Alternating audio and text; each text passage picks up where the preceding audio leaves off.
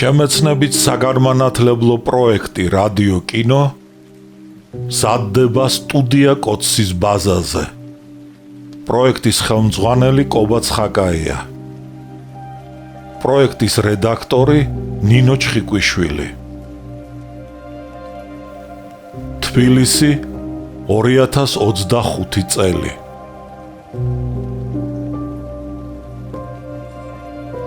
ალექსანდრე ქუთათელი, პირისპირ, რომანი 2 ტომად და 4 წიგნად. პირველი ტომი, წიგნი პირველი. ნაწილი პირველი.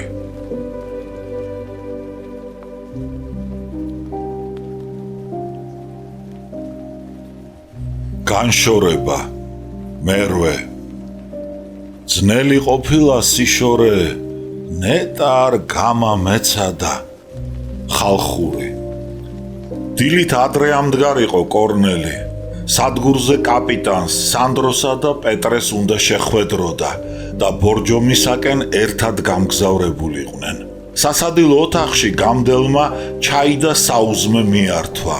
ვარდოს გრძელი ხალათი ეცვა. კორნელის პირისპირ იჯდა და ფრონტზე მიმავალ იარაღ ასხმულ ვაშკაცს აშტერდებოდა. ჯარისკაცი გაწითლებულ, უძილო თვალებს ვერ უსწორებდა და ქვეშ-ქვეშ იყურებოდა. ღამით ნინოს ოთახის კარების ჭრიალისათვის მოეკრა ყური ვარდოს, დილამდე არ დასძინებია. დილით იატაკის ჭრაჭუნით შემოესმა, ამიტომ აშტერდებოდა შეშფოთებული ვარდო კორნელის. ჭაბუკი უხერხულობას გრძნობდა, ხელში ჭიქა აუკანკალდა.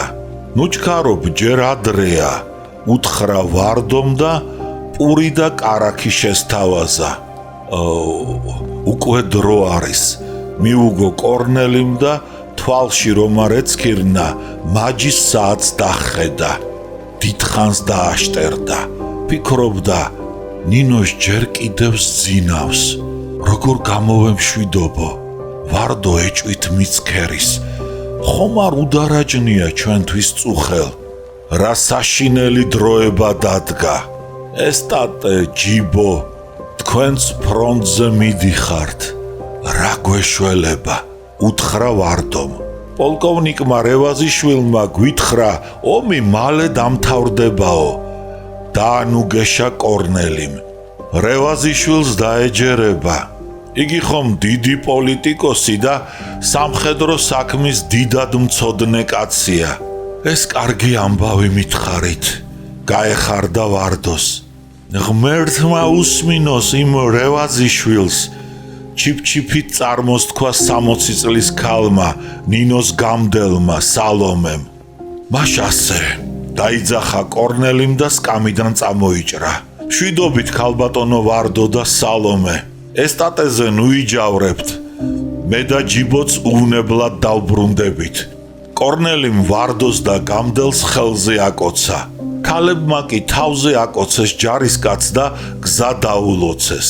კორნელი დერეფანში გაჩერდა და გამდელს უთხრა, ნინოს ჩემი სალამი, სძინავს, ნუ გააღვიძებთ. კორნელიმ ქუდი მოიხადა, ისევ დაიხურა. ხმალი და ქამარზე დაკიდებული ნაგანი გაისწორა. რაღაც უნდა ეთქვა, ვეღარ მოახერხა, გაწითლდა. ვარდომ აღელვება შეატყო. გავაღვიძებ, გამოემშვიდობეთ, უთხრა ვარდომ და ნინოს ოთახის კარისაკენ წავიდა. არა, არ არის საჭირო, ღვთის გულისათვის, ნუ შეაწუხებთ. შვიდობით, დაიძახა კორნელიმ და კიბეზე ჩაირბინა. ქუჩაში გავიდა და ნინოს ოთახის ფანჯრებს ახედა. შეჩერდა და კარგახანს მიაცქერდა.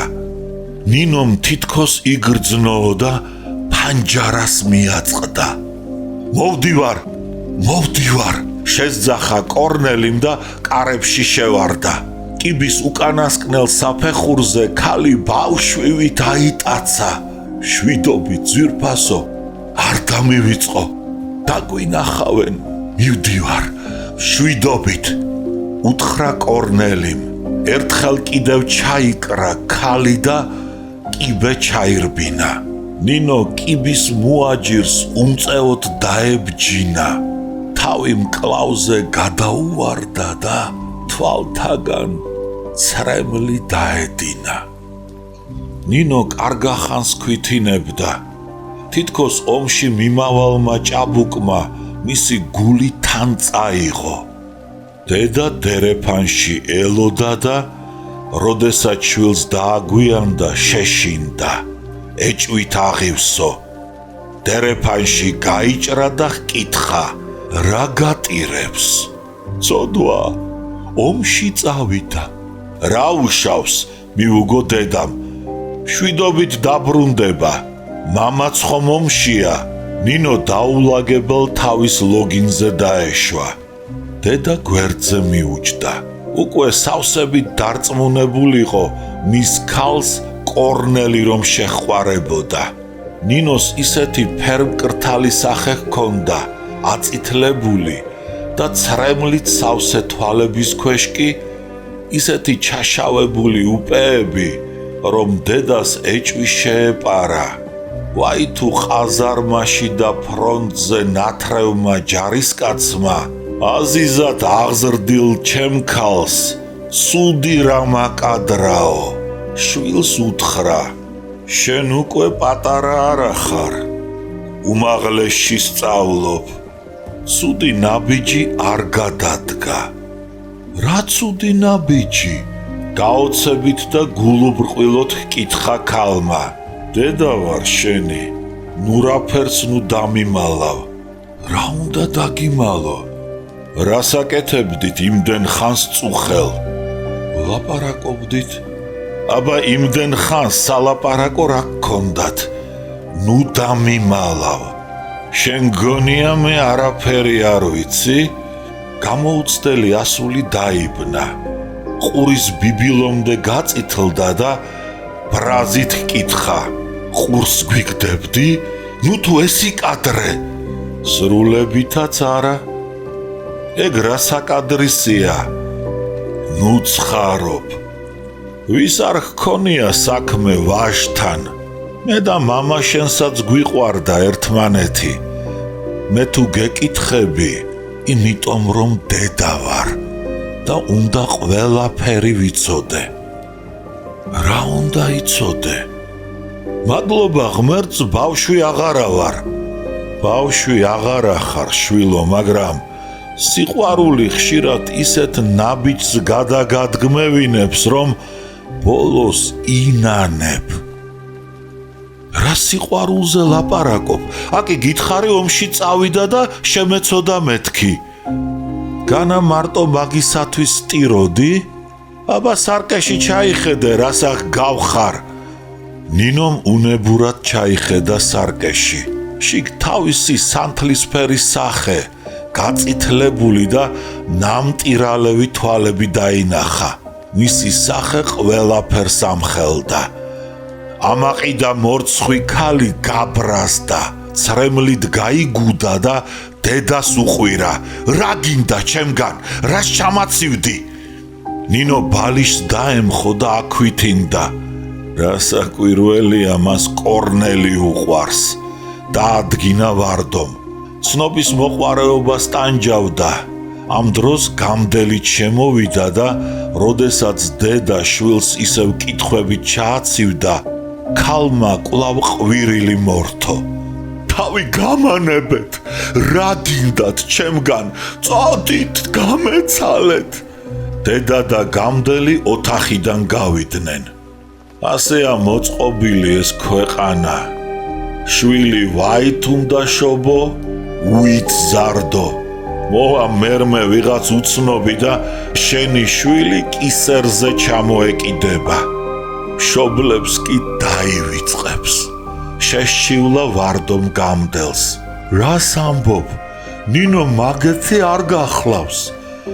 მიემხრო გამდელი გაზრდილს. ნინო მთელი დღე თავის ოთახში იწვა და არაფერი არ უჭამია. მხოლოდ საღამოს დაალევიდა ჩაი გამდელმა.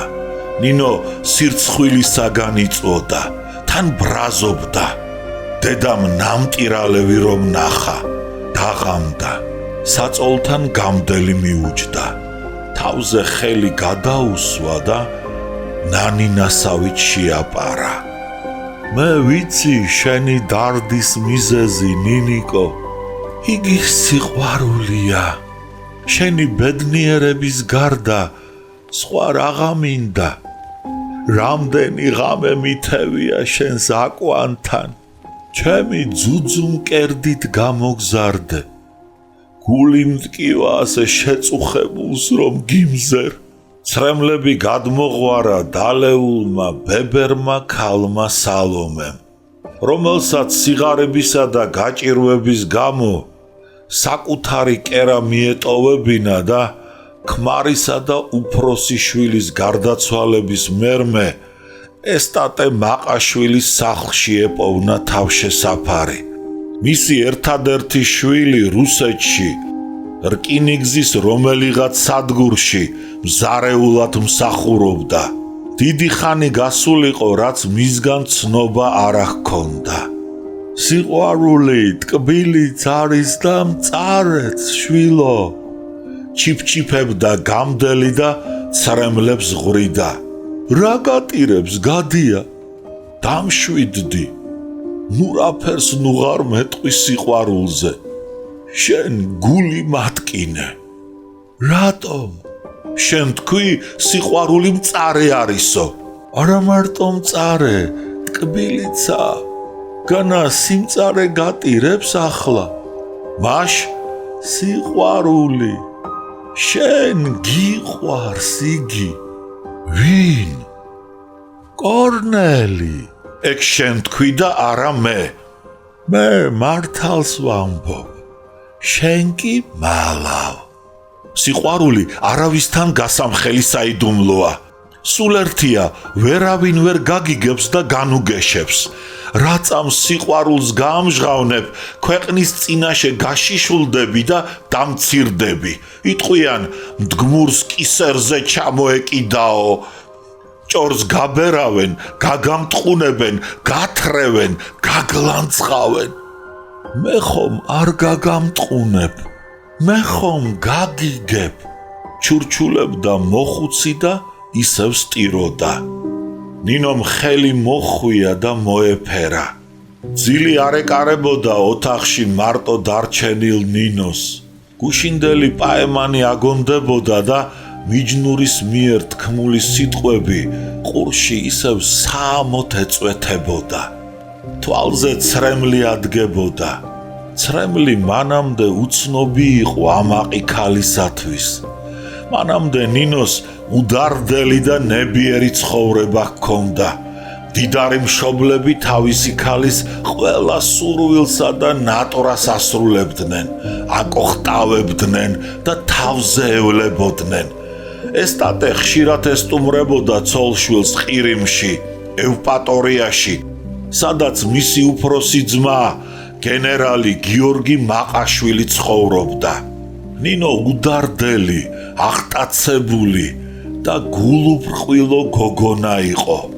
კორნელი მიგი აფორიაქა. ქვეყნისა და ადამიანის მიმართ ახლა ღრმად ჩააფიქრა. გულში სიყვარულის მაღალი გრძნობა ჩაუნერგა. ნინოს ორი თაყვანის მცემელი ჰყავდა. ერთი გამოუცდელი, ჯერ კიდევ მერყევი ჭაბუკი კორნელი იყო. მეორე კი გამოცდილი, ნიღბოსანი მამაკაცი, პლატონ მოგველაძე. პირველი უყვარდა, მეორე ამ მწვავე კითხვაზე პასუხი ვერ გაეცა.